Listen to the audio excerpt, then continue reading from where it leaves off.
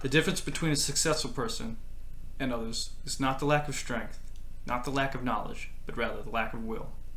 It's a quote from Vince Lombardi, arguably one of the greatest coaches to ever coach the game, and part of a very rich Packer history. I'd like to take you on a little tour of that history.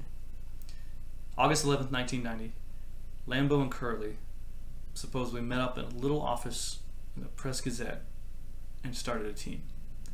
3 days later, the Press-Gazette released an article in the paper stating that the Indian Packing Company was going to sponsor that team, hence why they're called the Green Bay Packers. On August 27th, 1921, they joined the American Professional Football Association. Later, that association became known as the NFL. Now, being such a small city imposed a lot of problems for the Green Bay Packers. The big cities didn't think the small cities could bring in a lot of revenue that the big cities could. And in fact, a lot of the small city teams at that time never made it. The Packers almost never had never made it a few times because of financial issues. In fact, one of the greatest coaches, Vince Lombardi, almost left after his second season. In 1960, he lost the title game. And that the following year he was planning on going back to New York City. Good thing he didn't. Because that year he beat New York City in the title game 32-0 and won the following year again the title game. John Madden tells a story about him going to a presentation that Vince Lombardi was giving, and for 4 hours they talked about one play. They took a small break, and for 4 hours they talked about the same play. That's the kind of dedication and precision that Vince Lombardi brought to the Green Bay Packers. During his era, he won 5 title games, including the first 2 Super Bowls.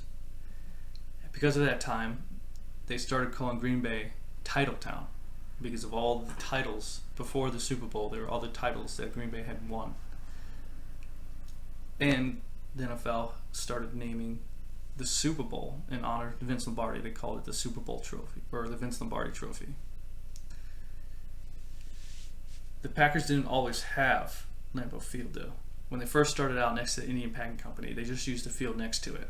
And there were no bleachers and no fence. So admittance to the games were free. You could just walk up and watch the game.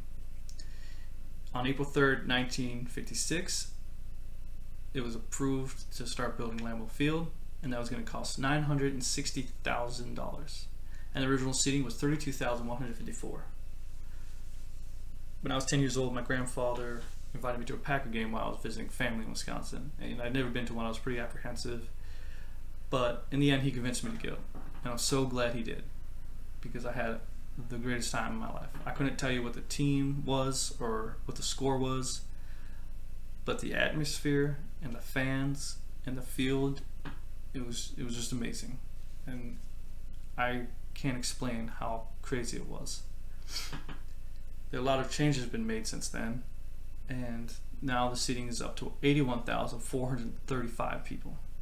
Now, according to the U.S. Census, the approximate population of Green Bay is 300,000. That's roughly 1/4 of the population can fit into Lambeau Stadium. That's insane.